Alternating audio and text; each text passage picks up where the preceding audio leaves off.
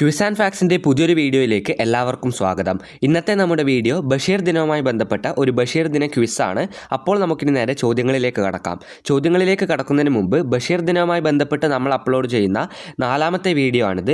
ഇതിന് മുമ്പത്തെ 3 വീഡിയോസ് കാണാത്തവരുണ്ടെങ്കിൽ ഈ വീഡിയോ കണ്ട ഉടൻ തന്നെ ആ വീഡിയോസ് കൂടി ഒന്ന് കാണാൻ ശ്രമിക്കുക. അതിലും വളരെ പ്രധാനപ്പെട്ട ചോദ്യങ്ങളാണ് പറഞ്ഞിരിക്കുന്നത്. അപ്പോൾ നമുക്കിനി നേരെ ഈ വീഡിയോയിലേക്ക് കടക്കാം. അതിനു മുമ്പ് എല്ലാവരും ഒന്ന് ചാനൽ സബ്സ്ക്രൈബ് ചെയ്യുക. ഇനി നമുക്ക് ചോദ്യത്തിലേക്ക് കടക്കാം. നമ്മുടെ വീഡിയോ സ്ഥിരമായി കാണുന്നവർക്കറിയാം, നമ്മുടെ എല്ലാ വീഡിയോസിൻ്റെയും അവസാനം ഒരു ബോണസ് ക്വസ്റ്റ്യൻ ഉണ്ടായിരിക്കുന്നതാണ്. ആ ബോണസ് ക്വസ്റ്റ്യൻ്റെ ഉത്തരം ആദ്യം ആരാണോ കമൻറ്റ് ബോക്സിൽ കമൻറ്റ് ചെയ്യുന്നത് അവരെ നമ്മൾ അടുത്ത വീഡിയോയിൽ വിന്നറായി പ്രഖ്യാപിക്കാറുണ്ട്. അപ്പോൾ കഴിഞ്ഞ വീഡിയോയിലെ ബോണസ് ചോദ്യം ഇതായിരുന്നു: ബഷീർ രചിച്ച ബാലസാഹിത്യ കൃതി ഏതാണ്? അതിൻ്റെ ഉത്തരം സർപ്പയജ്ഞമാണ്. ഇനി നമുക്ക് വിന്നേഴ്സ് ആരൊക്കെയാണെന്ന് നോക്കാം. ഇപ്പോൾ സ്ക്രീനിൽ കാണുന്ന 5 പേരെയാണ് നമ്മൾ കഴിഞ്ഞ വീഡിയോയിലെ ബോണസ് ക്വസ്റ്റ്യൻ്റെ വിന്നറായി പ്രഖ്യാപിച്ചിരിക്കുന്നത്. നിങ്ങൾ നിങ്ങളുടെ ആൻസർ കമൻറ്റ് ചെയ്യുന്നതിൻ്റെ കൂടെ തന്നെ നിങ്ങളുടെ പേര് കൂടി കമൻറ്റ് ചെയ്യാൻ ശ്രദ്ധിക്കുക. അപ്പോൾ ഈ വീഡിയോയിലെ 1ാമത്തെ ചോദ്യത്തിലേക്ക് കടക്കാം. ചോദ്യം ഇതാണ്: ബഷീർ ഒരേ ഒരു നാടകമേ എഴുതിയിട്ടുള്ളൂ. ആ നാടകത്തിൻ്റെ പേരെന്താണ്? അതായത് ബഷീർ എഴുതിയ ഒരേ ഒരു നാടകത്തിൻ്റെ പേരെന്താണ്?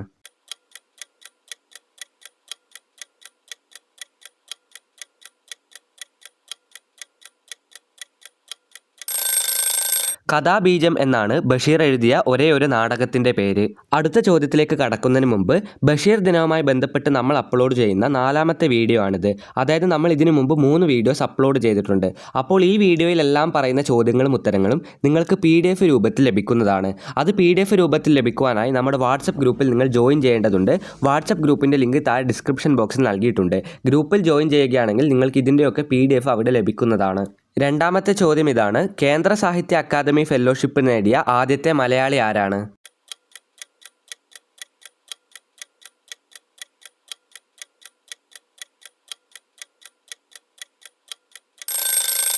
വൈക്കം മുഹമ്മദ് ബഷീറാണ് കേന്ദ്ര സാഹിത്യ അക്കാദമി ഫെലോഷിപ്പ് നേടിയ ആദ്യത്തെ മലയാളി.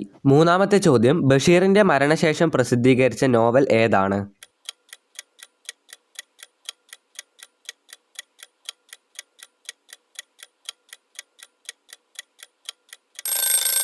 പ്രേം പാറ്റ എന്ന് പറയുന്ന നോവലാണ് ബഷീറിൻ്റെ മരണശേഷം പ്രസിദ്ധീകരിച്ച നോവൽ. 3ാമത്തെ ചോദ്യത്തിലേക്ക് കടക്കാം. ഉമ്മ ഞാൻ കാന്തിയെ തൊട്ടു. ബഷീറിൻ്റെ ഈ വാക്യം പ്രശസ്തമാണല്ലോ. ഹെഡ്മാസ്റ്ററുടെ കർശന നിർദ്ദേശം വകവെക്കാതെ പോയ ബഷീർ ഗാന്ധിജിയെ തൊട്ടത് ഗാന്ധിജി ഏത് സമരത്തിൽ പങ്കെടുക്കാൻ വന്നപ്പോഴാണ്?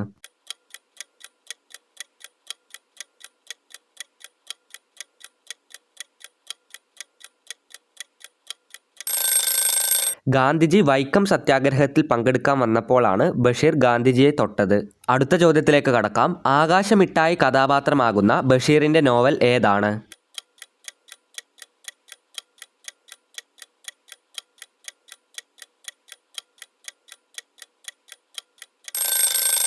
ബഷീറിൻ്റെ പ്രേമലേഖനം എന്ന് പറയുന്ന നോവലിലാണ് ആകാശമിട്ടായി കഥാപാത്രമായി വരുന്നത്. അടുത്ത ചോദ്യത്തിലേക്ക് കടക്കാം. മണ്ടൻ മുത്തപ്പ ബഷീറിൻ്റെ ഏത് നോവലിലെ കഥാപാത്രമാണ്? മണ്ടൻ മുത്തപ്പ ഏത് നോവലിലെ കഥാപാത്രം?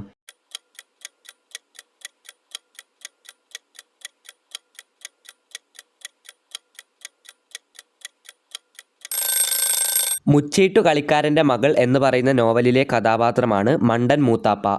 അടുത്ത ചോദ്യത്തിലേക്ക് കടക്കാം. അതിനു മുമ്പ് ഈ വീഡിയോ ആരെങ്കിലും ലൈക്ക് ചെയ്തിട്ടില്ല എങ്കിൽ ഇപ്പോൾ തന്നെ ഒന്ന് ലൈക്ക് ചെയ്യുക. ബഷീറിൻ്റെ ജീവചരിത്ര കൃതിയുടെ പേരെന്താണ്?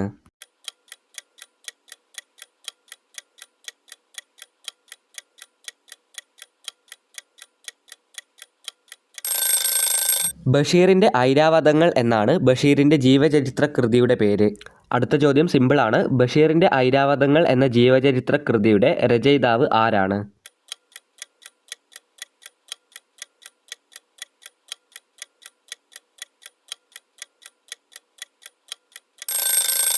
EM അഷറഫാണ് ബഷീറിൻ്റെ ജീവചരിത്ര കൃതിയായ ബഷീറിൻ്റെ ഐരാവതങ്ങൾ എന്ന കൃതി രചിച്ചത്.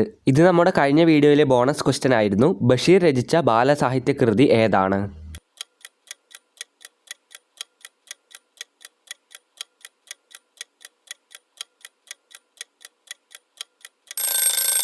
സർപ്പയജ്ഞമാണ് ബഷീറിൻ്റെ ബാലസാഹിത്യ കൃതി.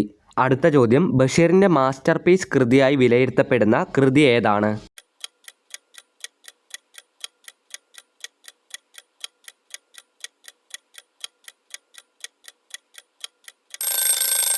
ബാല്യകാലസഖിയാണ് ബഷീറിൻ്റെ മാസ്റ്റർ പീസ് എന്ന് പറയപ്പെടുന്ന കൃതി.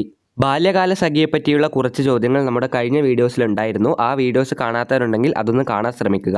അടുത്ത ചോദ്യം ഇതാണ്: കേശവൻ നായരും സാറാമ്മയും കഥാപാത്രമായി വരുന്ന ബഷീറിൻ്റെ നോവൽ ഏതാണ്?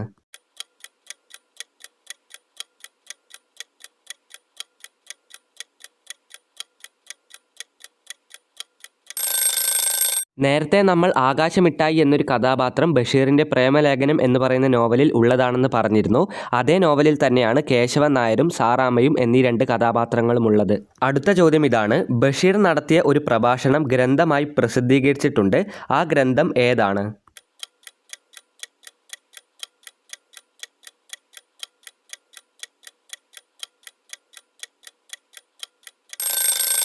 ചെവിയോർക്കുക അന്തിമ കാഹളം എന്നാണ് ബഷീറിൻ്റെ ആ ഒരു പ്രഭാഷണം ഗ്രന്ഥമായി പ്രസിദ്ധീകരിച്ച ആ ഗ്രന്ഥത്തിൻ്റെ പേര്.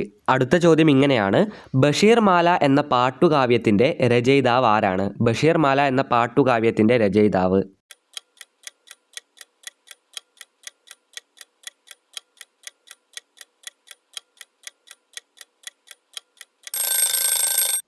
MN കാരശ്ശേരിയാണ് ബഷീർ മാല എന്ന പാട്ടുകാവ്യത്തിൻ്റെ രചയിതാവ്.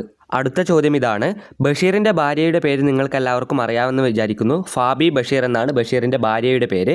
ആ ഫാബി ബഷീറിൻ്റെ ആത്മകഥയുടെ പേരെന്താണ്?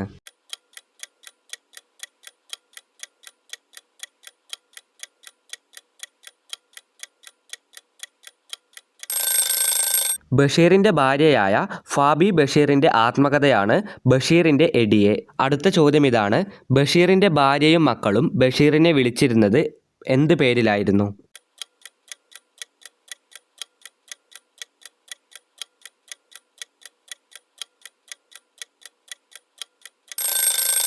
വൈക്കം മുഹമ്മദ് ബഷീറിനെ സ്വന്തം മക്കളും ഭാര്യയും വിളിച്ചിരുന്നത് ടാറ്റ എന്നാണ്. അടുത്ത ചോദ്യം ഇതാണ്: ഒരിടത്തൊരു സുൽത്താൻ കുട്ടികൾക്ക് ബഷീറിനെ പരിചയപ്പെടുത്തുന്ന ഈ ബാലസാഹിത്യ കൃതി രചിച്ചത് ആരാണ്?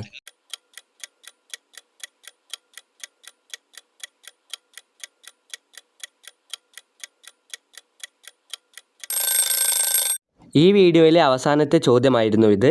ഒരിടത്തൊരു സുൽത്താൻ എന്ന് കുട്ടികൾക്ക് ബഷീറിനെ പരിചയപ്പെടുത്തുവാൻ വേണ്ടിയുള്ള ബാലസാഹിത്യകൃതി രചിച്ചത് കിളിരൂർ രാധാകൃഷ്ണനാണ്. അപ്പോൾ നമുക്കിനി നേരെ ബോണസ് ചോദ്യത്തിലേക്ക് കടക്കാം. ചോദ്യം വായിച്ച ഉടൻ തന്നെ എല്ലാവരും കമൻറ്റ് ബോക്സിൽ ഉത്തരം രേഖപ്പെടുത്തുക.